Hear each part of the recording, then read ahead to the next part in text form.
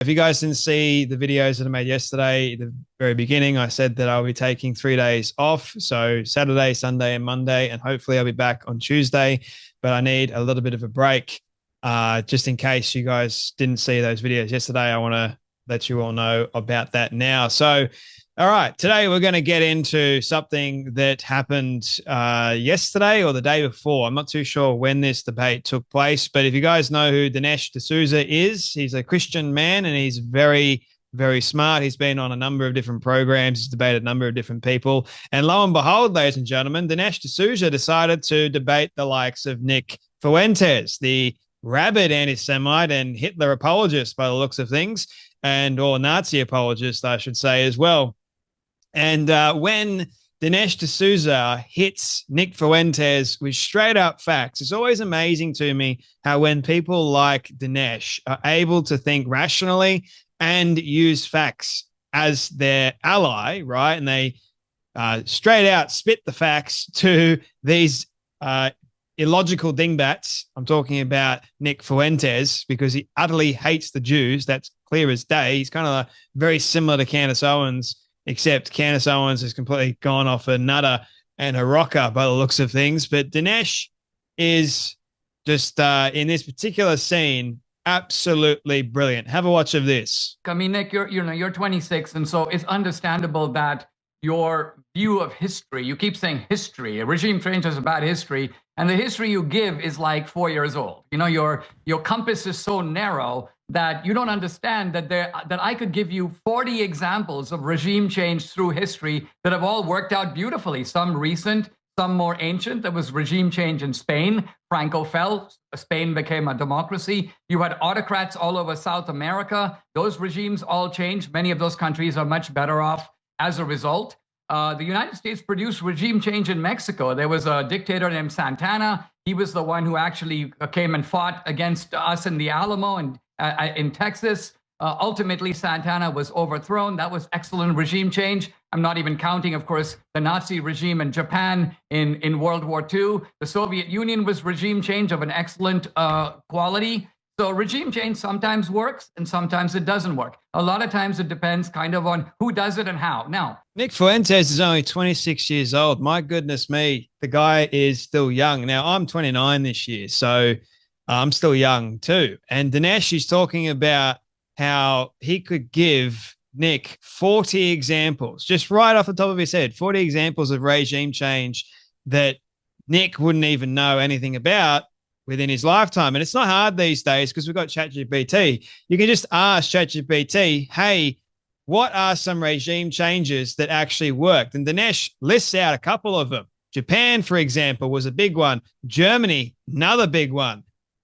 There's countless of them that you can list as prime examples to, well, the initial regime didn't actually work. And now when a new regime came to power, it actually did work. Now, as Dinesh says, there are some regimes that do fall, and the ones that rise up as a result of that aren't exactly great. Okay, so that's without saying. It actually happens, but it doesn't mean to say that all regime changes are going to be bad, especially with the Iranian conflict at the moment, or the Iranian people being under significant bondage with the religion of Islam. The religion of Islam teaches domination. It teaches taking over through holy war or jihad, right? So that's what Islam is teaching. And Nick Fuentes doesn't seem to care. You saw the look on his face. He's like, oh, goodness me, I'm having to listen to this guy. Like, the pride and the ego on this young guy is truly astounding, isn't it? Doesn't want to listen because according to Nick is right about literally everything. Everyone's screaming, we don't want a regime change in Iran because it could be really, really bad. Look what happened in Syria. Iran is not Syria. Iran is Iran. Syria is Syria, okay? There could be totally different circumstances that go on here. The people want a regime change, and the people will eventually get a regime change. Is high time. Like 80% of the population want the Islamic Republic gone, done for, because the people are under significant bondage. Nick doesn't seem to care about that. He seems to care more about running cover.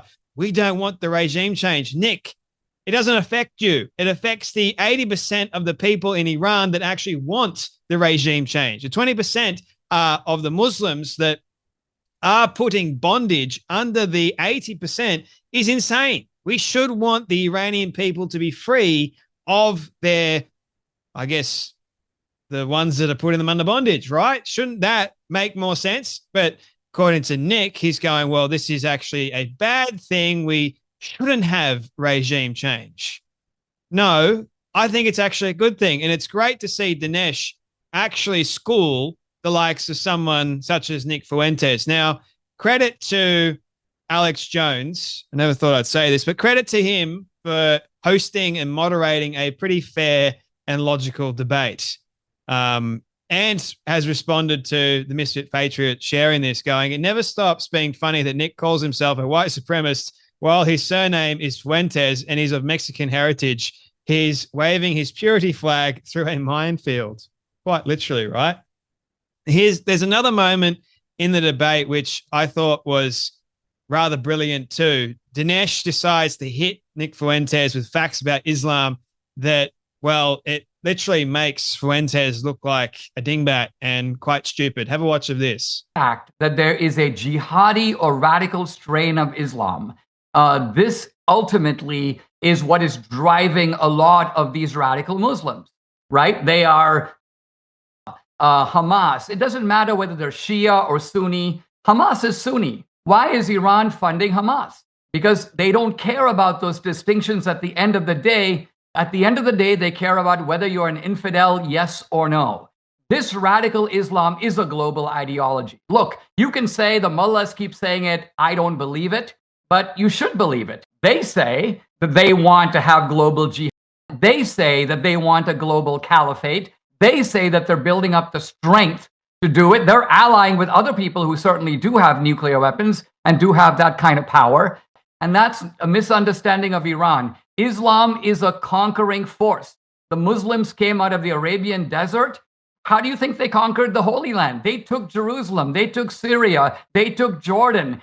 They conquered Iran by force. That's how they got it. They are the occupier of Iran. Okay. As Christians, our New Testament is not a break or a supersession or an abrogation of the Old Testament. It incorporates the entire Old Testament. We don't do the Jewish rites and customs, but we do the Ten Commandments, and that comes out of the Old Christ said, Testament. I have come to fulfill the law, not abolish it.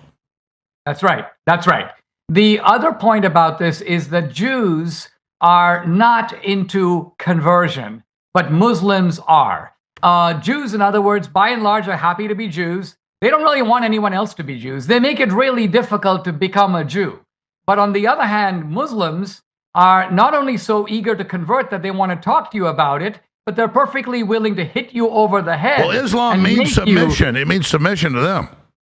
There you go. That's a key difference between Judaism and Islam, which is that Islam will force you and kill you and will in fact kill Muslims who defect from the faith. Look at Salman Rushdie, for example, who still has fatwas on his life. The Jews don't do that kind of thing. You know, I will say for anybody that misunderstands my position, I agree Iran is an adversary. I'm under no illusions about the fact that our State Department, our Defense Department compiles this sort of information. And look, Russia, China, Iran, they are our adversaries. They are forming up a bloc or a posse, whatever you want to call it, to challenge U.S. power. Iran does not trust us. They don't like us. And they do back groups that I don't support their tactics. I don't support terrorism and hostage taking and these types of things. You don't support a theocratic dictatorship? Correct. I don't support, I'm not a Muslim, so I don't support that. Lots of great points from Dinesh in that 2-minute or so clip, right? So he's talking about how you have radical Muslims all around the world, and they all want to take over through this means, like jihad, right? So we're going to take over everything. Doesn't matter if they're Sunni or Shiite Muslims. Why is Iran funding terrorist proxies like Hamas, Hezbollah, you name it? The list can go on and on and on. They're causing a great deal of chaos, and it's high time that stops. And what Trump did with a 12-day war was absolutely brilliant. And what he's doing at the moment, trying to get Hamas to surrender and accept the ceasefire deal, is also great as well. Strength, peace through strength, as the saying goes, right? And it's amazing to see people like Nick Fuentes that run cover oftentimes for Muslims. If you've got radical Muslims or just Muslims that believe in the Quran in general that are going off their rocker, let's say, about how we want to take over, we want to convert you to Islam, and if you by any means happen to be an apostate, will end your life. If you've got people like that and they're yelling death to America, death to the West, you best well believe them, right? But dingbats like Nick Fuentes don't understand any of that. They run cover for Islam, probably because they're being paid. Who knows? Anyway, that's enough from me, but you guys take care, be blessed, and I'll see you all in the next video.